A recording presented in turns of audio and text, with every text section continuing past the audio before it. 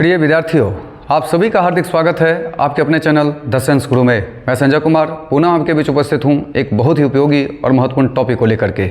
आज के इस वीडियो में हम पढ़ने वाले हैं बिहार बोर्ड के वर्ग 12वीं से संबंधित हिंदी विषय के काव्यखंड को। काव्यखंड का जो 7वां पाठ है वह सुभद्रा कुमारी चौहान द्वारा रचित एक शोक गीत है जिसका शीर्षक है पुत्र वियोग। इस पाठ से संबंधित जो मेरा पहला वीडियो था उसमें मैंने सुभद्रा कुमारी चौहान जी के जीवन परिचय का संपूर्ण विवरण और साथ ही पाठ से संबंधित जितने भी महत्वपूर्ण परीक्षोपयोगी तथ्य था उन सबों का एक विस्तृत विवरण आप सबों के समक्ष मैंने प्रस्तुत किया था। मैं उम्मीद कर रहा हूं कि मेरे उस वीडियो से आप लाभान्वित हो रहे होंगे। लेकिन आज के इस दूसरे भाग में हम सुभद्रा कुमारी चौहान द्वारा रचित जो कविता है उनकी पंक्तियों का सरल शब्दों में, आसान शब्दों में हम भावार्थ स्पष्ट करने वाले हैं। इसलिए आप सभी से मेरा विनम्र आग्रह है कि मेरे इस वीडियो के साथ आप अंत तक बने रहेंगे ताकि आप ज़्यादा से ज़्यादा लाभान्वित हो सके। सुभद्रा कुमारी चौहान जी की कविता की पंक्तियों का मैं अर्थ स्पष्ट करूं उससे पूर्व आप सभी के लिए जानना बेहद ज़रूरी है कि यह जो कविता है एक ऐसे माँ के मन की व्यथा है जिसके पुत्र का निधन हो गया है। आप समझ सकते हैं उस माँ पर क्या बीतती हैं जिस बच्चे को माँ अपने कोख में 9 महीने तक अपने रक्त से सींच करके असहनीय प्रसव पीड़ा को सहते हुए वो जन्म देती हैं और पुनः लाड़ प्यार दुलार दे करके उसे पाल पोस करके बड़ा करती है और एक दिन उस पुत्र का निधन हो जाता है। इस भाव का बड़ा ही मार्मिक तरीके से सुभद्रा कुमारी चौहान जी ने अपनी कविता में वर्णन किया है, क्योंकि उनके पुत्र का भी निधन हो गया है और उन पर क्या बीत रही है, एक माँ पे क्या बीतती हैं, उन्होंने बहुत ही बेहतर तरीके से इस कविता में दर्शाने का, दिखाने का बहुत ही सफल प्रयास किया है।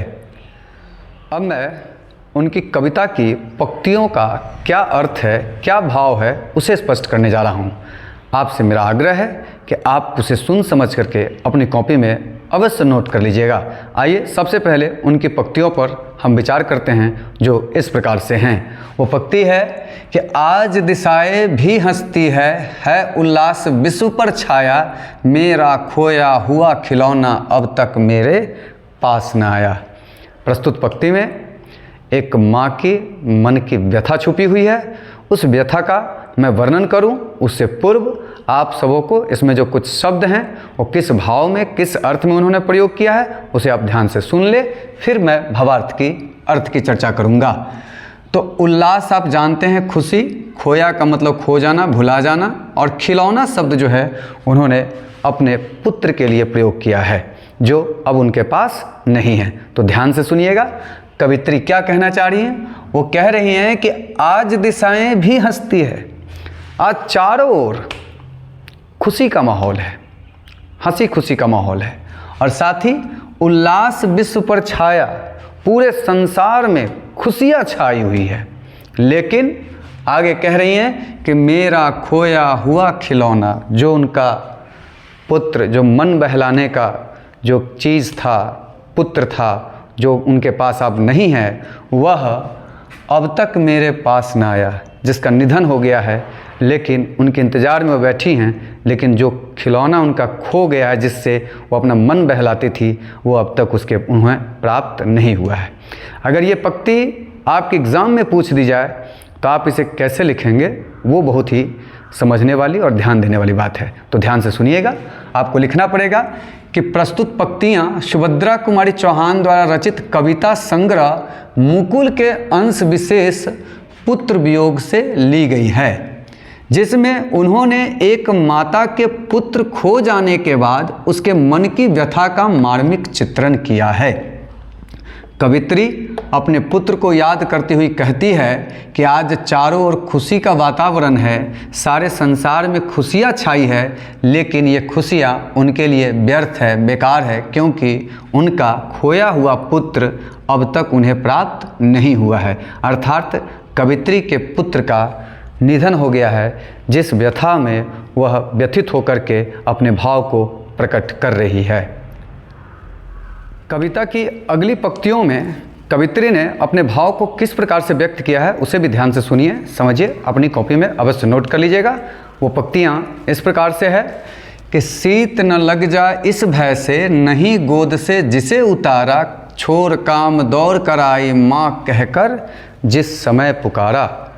प्रस्तुत जो पंक्ति हैं इसमें कवित्री के द्वारा जो भी शब्द लिए गए हैं बड़े ही सरल है, फिर भी कुछ शब्दों के मैं अर्थ बता दूं आपको ताकि सरलता से आप भावार्थ को समझ सके।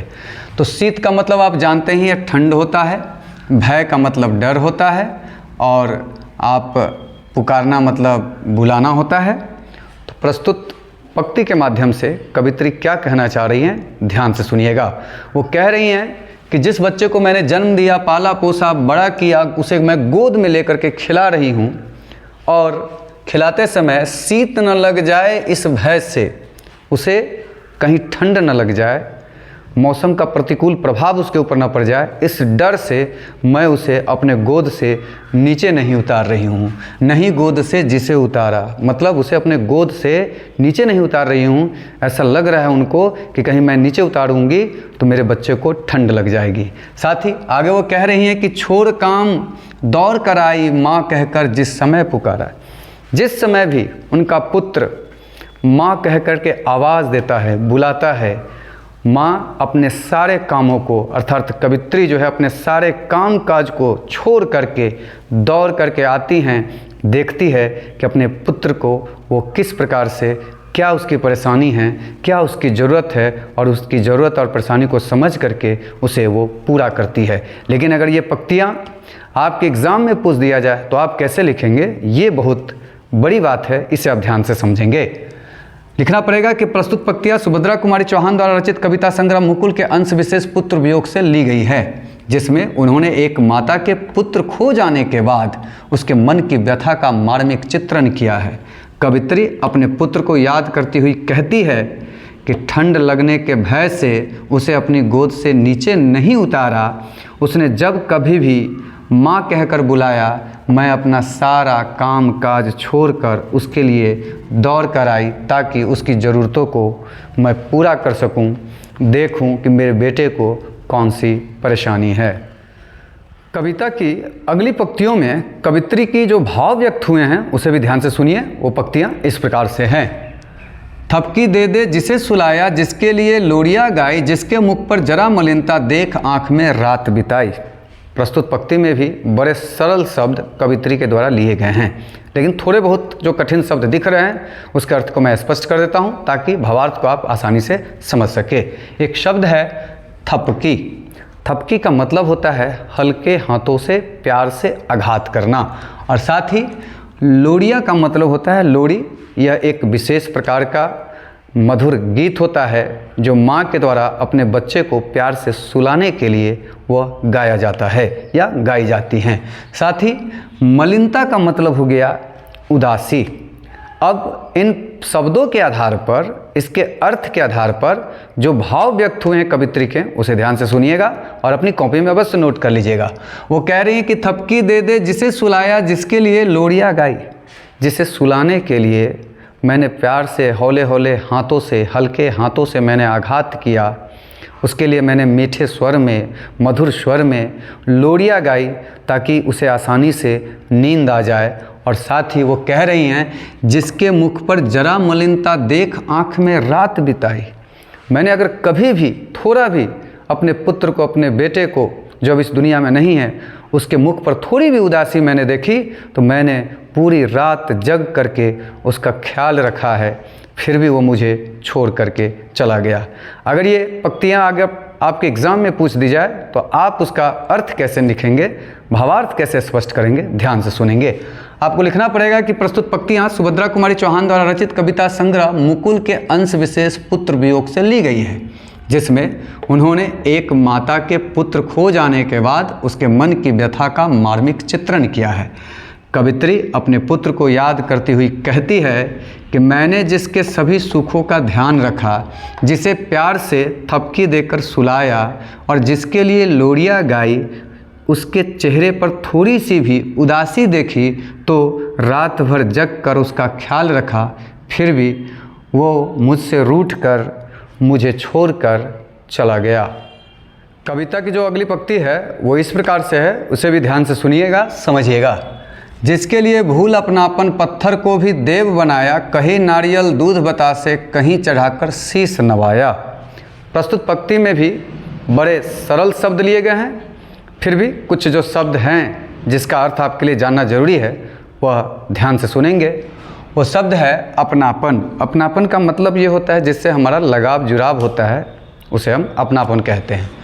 और साथ ही देव आप जानते ही हैं, और बतासे आप जानते हैं ये प्रसाद है। और शीश का मतलब माथा होता है, नवाया का मतलब होता है झुकाना। तो अब जो अर्थ है कवित्री के जो भाव है वह क्या है, ध्यान से सुनेंगे।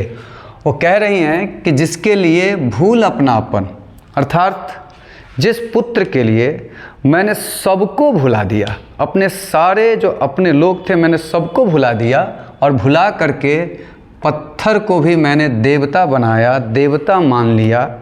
जिस पत्थर में निर्जीव पत्थर है उसे मैं देवता मान लिया, और देवता मान करके कहीं पर मैंने नारियल चढ़ाई, कहीं दूध चढ़ाए, कहीं बतासे चढ़ाए, और उसके सामने, उस पत्थर के सामने, उस पत्थर रूपी देव के सामने मैंने अपने सर को झुकाया, मस्तक को झुकाया, फिर भी वो मेरा पुत्र मुझसे रूठकर, मुझे अकेला छोड़कर वो इस दुनिया से चला गया।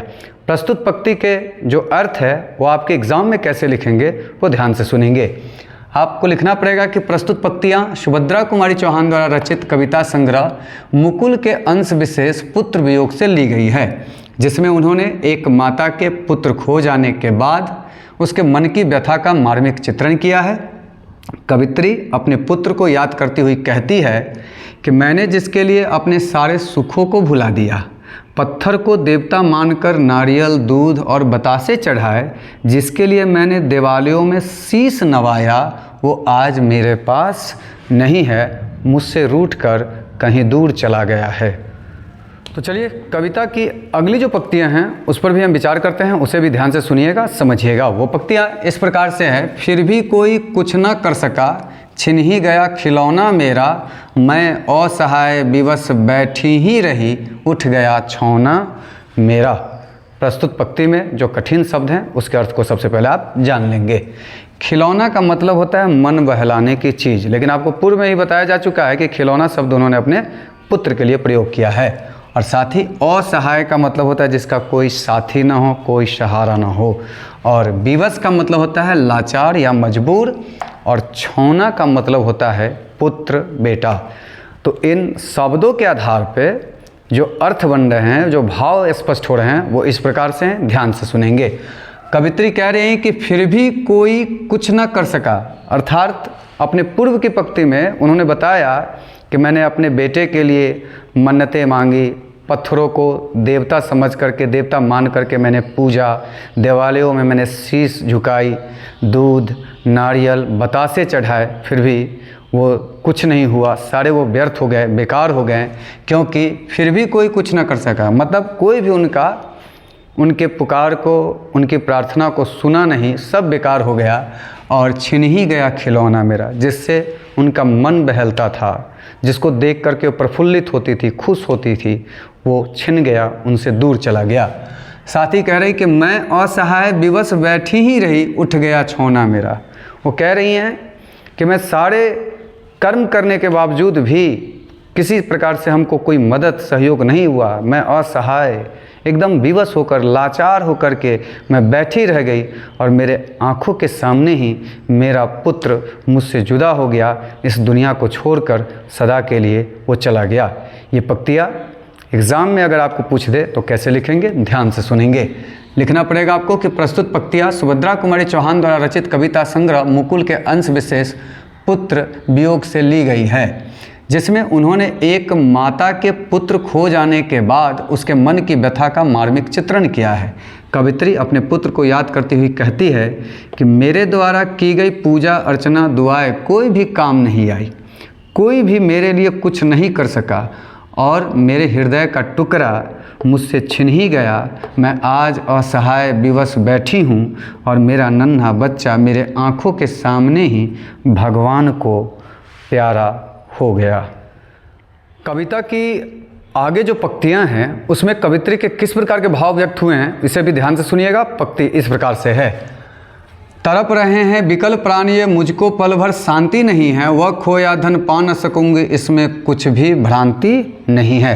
प्रस्तुत पंक्ति में भी बड़े सरल शब्द कवित्री के द्वारा लिए गए हैं। अब आइए जो कठिन शब्द है उसको ध्यान से सुन ले, समझ ले, ताकि आप भावार्थ को आसानी से समझ सके। आप यहाँ पर देख पा रहे हैं एक शब्द है विकल। विकल का मतलब होता है व्याकुल होना या व्याकुल। और साथ ही एक और शब्द इसमें आप देख पा रहे हैं भ्रांति। भ्रांति का मतलब होता है शक या संदेह। अब इन शब्दों के आधार पर जो अर्थ स्पष्ट हो रहे हैं उसे ध्यान से सुनिएगा। कवित्री कह रही हैं कि तड़प रहे हैं विकल प्राणी, मुझको पल भर शांति नहीं है। वो कह रही हैं कि मेरी जो जीवन है, मेरा जो प्राण है, जो जीवन है वो तड़प रहा है, व्याकुल होकर के तुम्हारी याद में तड़प रहा है। मुझे एक पल के लिए भी, क्षणिक भी शांति नहीं है। और साथ ही वह खोया धन पा न सकूंगी, इसमें कुछ भी भ्रांति नहीं है। वो कह रही है, उनको पता है, मुझे इसमें कोई शक संदेह नहीं है कि जो पुत्र, जो मेरा बेटा, मेरे हृदय का टुकड़ा मुझे से जुदा होकर के चला गया है, मैं उस अनमोल धन को मैं फिर से प्राप्त नहीं कर सकती हूँ। ये उनको पता है और वो कह रहे हैं कि मुझे भी इसमें कोई शक नहीं है कि मैं उसे दोबारा नहीं पा सकती हूँ। लेकिन ये पंक्तियाँ अगर आपके एग्ज़ाम में पूछ दी जाए तो कैसे लिखेंगे, ध्यान से सुनेंगे।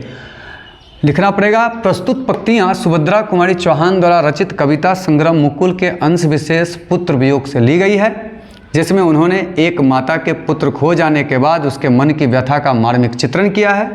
कवित्री अपने पुत्र को याद करती हुई कहती है कि मेरे प्राण तड़प रहे हैं, मुझे एक पल की भी शांति नहीं है।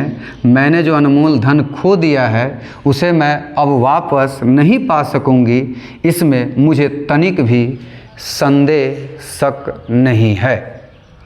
तो चलिए कविता की जो आगे की जो पंक्तियां हैं उसमें कवित्री के क्या भाव प्रकट हुए हैं उसे भी ध्यान से सुनिएगा, समझिएगा। पंक्तियां इस प्रकार से हैं, फिर भी रोता ही रहता नहीं मानता है मन मेरा, बड़ा जटिल नीरस लगता है सूना सूना जीवन मेरा। प्रस्तुत पंक्ति में जो कठिन शब्द है उसके अर्थ को जान लीजिए।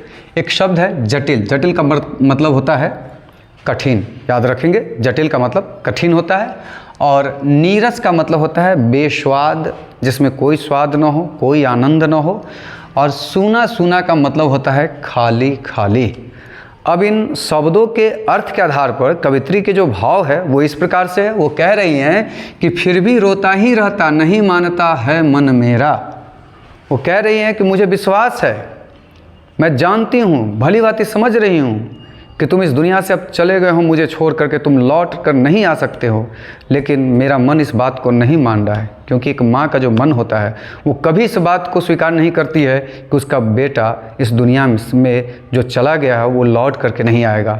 माँ को ऐसा लगता है कि वो एक दिन ज़रूर लौट कर आएगा, लेकिन ये माँ का ममता है, ये ममत्व है। लेकिन सच्चाई से वो भली भांति वाकिफ़ है और वो कह रही है कि तुम्हारी याद में मेरा मन हमेशा रोता ही रहता है और साथ साथ में मेरा मन नहीं मानता है कि तुम लौट के नहीं आओगे। बड़ा जटिल नीरस लगता है सूना सूना मेरा जीवन। वो कह रही हैं कि तुम जो चले गए हो हमको छोड़ करके, बड़ा अब जीवन जो है हमारा कठिन लग रहा है, नीरस लग रहा है, कोई आनंद नहीं है, कोई उत्सव नहीं है, एकदम खाली खाली सा जीवन तुम्हारे बगैर लग रहा है। आइए ये पंक्तियाँ अगर आपके एग्ज़ाम में पूछी जाए, परीक्षा में पूछी जाए तो उसका आप भावार्थ कैसे स्पष्ट करेंगे, ध्यान से सुनेंगे। प्रस्तुत पंक्तियाँ सुभद्रा कुमारी चौहान द्वारा रचित कविता संग्रह मुकुल के अंश विशेष पुत्र वियोग से ली गई है, जिसमें उन्होंने एक माता के पुत्र खो जाने के बाद उसके मन की व्यथा का मार्मिक चित्रण किया है। कवित्री अपने पुत्र को याद करती हुई कहती है कि मैं जानती हूँ कि मैं अपने पुत्र को पुनः प्राप्त नहीं कर सकती, फिर भी मेरा हृदय, मेरा मन इस बात को मानने को तैयार नहीं है। मेरा जीवन अब कठिन और नीरस सा हो गया है अपने पुत्र को खो करके। तो आगे की जो कुछ पंक्तियां हैं उसे भी आप ध्यान से सुनिए, समझिए उसके क्या भाव है। पंक्तियां इस प्रकार से है, यह लगता है कि एक बार यदि पल भर को उसको पा जाती, जी से लगा प्यार से सर सहला सहला उसको समझाती। प्रस्तुत पंक्तियों के माध्यम से कवित्री क्या कहना चाह रही हैं, ध्यान से सुनिएगा। वो कह रही हैं यह लगता है कि एक बार यदि पल भर को उसको पा जाती। वो कह रही कि अगर मेरा जो पुत्र मुझसे रूठ करके चला गया है इस दुनिया से, अगर एक पल के लिए भी, एक क्षण के लिए भी अगर वो मुझसे मिल जाए दोबारा, मैं अगर उसे पा लूँ तो जी से लगा प्यार से, मतलब मन से गले से लगाकर, प्यार से गले से लगा करके उसके माथे को प्यार से सहला सहला कर उसको समझाती कि तुम मुझे छोड़कर कहाँ चले गए हो। अगर ये पंक्ति आपके एग्ज़ाम में अगर आपको इसका भावार्थ स्पष्ट करने के लिए कहा जाए तो इन पंक्तियों का जो अर्थ हम लिखेंगे वो किस प्रकार से लिखेंगे, ध्यान से सुनेंगे। प्रस्तुत पंक्तियाँ सुभद्रा कुमारी चौहान द्वारा रचित कविता संग्रह मुकुल के अंश विशेष पुत्र वियोग से ली गई है, जिसमें उन्होंने एक माता के पुत्र खो जाने के बाद उसके मन की व्यथा का मार्मिक चित्रण किया है। कवित्री अपने पुत्र को याद करती हुई कहती है कि यदि मैं अपने पुत्र को थोड़ी देर के लिए भी पा लेती तो उसे जी भर प्यार करती, उसके माथे को प्यार से सहला सहला कर समझाती कि तुम मुझसे क्यों रूठ कर चले गए हो। कविता की जो अगली पंक्तियां हैं उसमें कवित्री के जो भाव व्यक्त हुए हैं उसे ध्यान से सुनिए, समझिए, अपनी कॉपी में अवश्य नोट करते रहिएगा। पंक्तियां इस प्रकार से हैं। मेरे भैया मेरे बेटे अब माँ को यूँ छोड़ न जाना, बड़ा कठिन है बेटा खोकर माँ को अपना मन समझाना। प्रस्तुत पंक्तियों के माध्यम से कवित्री जो कहना चाह रही हैं उसे ध्यान से सुनिएगा। वो कहना चाह रही हैं कि अगर मेरा बेटा जो मुझसे रूठ करके चला गया है, एक पल के लिए भी अगर वो मुझे मिल जाए तो मैं उससे समझाती, क्या समझाती, समझाते हुए उसे मैं कहती कि मेरे भैया मेरे बेटे अब माँ को यूँ छोड़ न जाना। मैं उसे समझाती कि मेरे बेटे, मेरे पुत्र, मेरे प्यारे दुलारे, तुम माँ को अब दोबारा ऐसे छोड़ के मत जाओ, क्योंकि बड़ा कठिन है बेटा खोकर माँ को अपना मन समझाना। वो कह रही है कि तुम ऐसे चले जाते हो हमसे रूठ करके, एक माँ के लिए बड़ा कठिन है, बड़ा जटिल है कि उसका बेटा खो जाए और वो अपने मन को समझा ले, ये ऐसा संभव नहीं है। अगर ये पंक्तियाँ आपके एग्ज़ाम में इसका भावार्थ स्पष्ट करने के लिए कहा जाए तो ध्यान से सुनेंगे। कैसे करेंगे? प्रस्तुत पंक्तियाँ सुभद्रा कुमारी चौहान द्वारा रचित कविता संग्रह मुकुल के अंश विशेष पुत्र वियोग से ली गई है, जिसमें उन्होंने एक माता के पुत्र खो जाने के बाद उसके मन की व्यथा का मार्मिक चित्रण किया है। कवित्री अपने पुत्र को याद करती हुई कहती है कि यदि मैं अपने पुत्र को थोड़ी देर के लिए भी पा लेती हूँ तो उसे समझाती कि वह मुझे छोड़कर न जाए, क्योंकि एक माँ के लिए अपने बेटे को खोकर मन को समझाना बड़ा कठिन होता है, क्योंकि माँ अपने मन को ये नहीं समझा सकती हैं कि उसका बेटा अब इस दुनिया में नहीं है। मैं कविता के अंतिम चरण में पहुंच चुका हूं, जहां कुछ चंद पंक्तियां शेष रह गई हैं, जिसके भाव को, अर्थ को मैं स्पष्ट करने जा रहा हूं। आप ध्यान से सुनिएगा, समझिएगा, अपनी कॉपी में अवश्य नोट कर लीजिएगा। वो पंक्तियां इस प्रकार से है। कवित्री कह रही हैं कि भाई बहन भूल सकते हैं, पिता भले ही तुम्हें भुलावे, किंतु रात दिन की साथिन माँ कैसे अपना मन समझावे। प्रस्तुत पंक्तियों के माध्यम से कवित्री जो कहना चाह रही है वो इस प्रकार से है। वो कह रहे हैं कि हो सकता है कि तुमको भाई, तुम्हारा जो भाई है, तुम्हारी जो बहन है, वो तुम्हें भुला दे। ऐसा भी हो सकता है कि तुम्हारे जो पिता है वो भी तुमको भुला दे, लेकिन माँ तुमको कभी नहीं भुला सकती है। वो कह रही हैं कि किंतु रात दिन की साथिन माँ कैसे अपना मन समझावे। जो दिन रात तुम्हारे साथ रही है, तुम्हारे हमेशा तुम्हारी साया बन कर के तुम्हारे इर्द गिर्द मंडराती रही है, वो कैसे अपने मन को समझाएगी। तुम उस माँ को छोड़ करके चले गए हो। आगे अगर ये पंक्तियाँ परीक्षा में पूछ दी जाए तो आप इसका भावार्थ कैसे लिखेंगे उसे ध्यान से सुनिए, समझिए, अपनी कॉपी में अवश्य नोट कर लीजिएगा। आपको लिखना पड़ेगा कि प्रस्तुत पंक्तियाँ सुभद्रा कुमारी चौहान द्वारा रचित कविता संग्रह मुकुल के अंश विशेष पुत्र वियोग से ली गई है, जिसमें उन्होंने एक माता के पुत्र खो जाने के बाद उसके मन की व्यथा का मार्मिक चित्रण किया है। कवित्री अपने पुत्र को याद करती हुई कहती है कि भाई बहन तुम्हें भूल सकते हैं, तुम्हारे पिता भले ही तुम्हें भूल जाए, लेकिन एक माँ जो दिन रात अपने बच्चों के साथ रही है वो कैसे अपने मन को समझा सकती है। अर्थात कवित्री कहना चाहती है कि माँ का हृदय अपने बच्चे को कभी भी भुला नहीं सकती है। ये बात पूर्णतः सत्य है। दुनिया में सब कोई आपको भुला सकता है, लेकिन एक माँ है जो आपको कभी भी वो नहीं भुला सकती हैं। तो ये जो प्रस्तुत कविता की जो पंक्तियाँ थी, ये सुभद्रा कुमारी चौहान रचित उनकी सर्वश्रेष्ठ रचनाओं में से एक है। मैं उम्मीद करता हूँ कि मेरे ये जो वीडियो है इस कविता से संबंधित आपको बेहद पसंद आया होगा। अगर आपको मेरा ये वीडियो पसंद आया है तो आप अपने दोस्तों के बीच इसे शेयर कर दीजिएगा, लाइक अवश्य करिएगा और सब्सक्राइब भी करिएगा, ताकि मैं उत्साहित होकर के इसी तरह से वीडियो बना करके ससमय आपके बीच में उपस्थित होता रहूं। तब तक के लिए शुभ विदा, धन्यवाद।